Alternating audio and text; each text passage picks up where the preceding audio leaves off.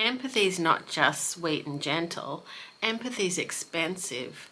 Nobody tells you that. They sell it like it's something soft and warm and cozy, something easy to do. It's not. Empathy costs a lot, and sometimes you feel like you can't afford it. Empathy asks you to carry somebody else's pain at the same time as not dropping your own. And if you see their side, you might struggle to keep feeling like you've done nothing wrong. It's like, hey, what if there's more to this story? Our brains are wired to look for the quick, easy route. What'll cost me less? What'll make me feel the best, the fastest? Not empathy. Empathy forces you to wrestle with uncertainty. And we're not always up for that, not because we're cruel or heartless, but because we're carrying our own burdens. We've got our own struggles. A lot of us are overwhelmed. And when we're hurting, we want it all processed quickly. We want it wrapped up quickly, stamped with a stamp that says, they messed up, I didn't, case closed. And certainty will do that for you. You might notice people doing that to you. They don't want to know your side of the story. Even when you try to show it to them, they've stopped listening. They've already decided they're innocent, you're guilty, before you've even finished your sentence. They want certainty. They want to feel like their feelings are always the truth. And their feelings feel like, I was wronged and what they did to me was disrespectful. It feels good to take that stance. It feels empowering. But empathy doesn't feel good like that. Not right away, anyway.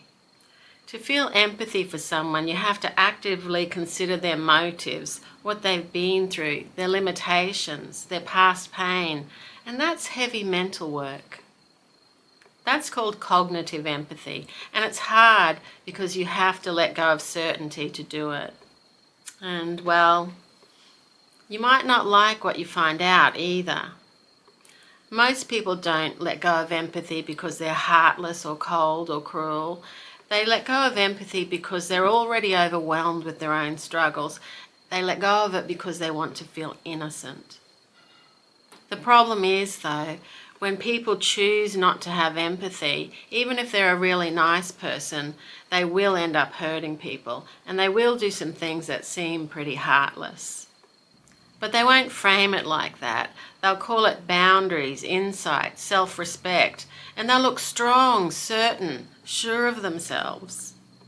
But they won't be seeing clearly. They've taken the short route, and the more certain they feel, probably the more wrong they are. When you don't choose empathy, you can't see beyond your own feelings, and that's going to lead you to the wrong conclusions, painful conclusions. This is why I choose empathy on purpose, even when I feel certain, even when I'm overwhelmed, because I don't want to lie to myself just to feel better. Just because my brain wants certainty doesn't mean certainty's true. And just because it'll cost me, it doesn't mean I can't afford it. Empathy keeps me honest, and it keeps my world big. It helps me see the pieces of the puzzle that I can't see without it. But mostly, empathy stops me from being stupid. Thanks for listening.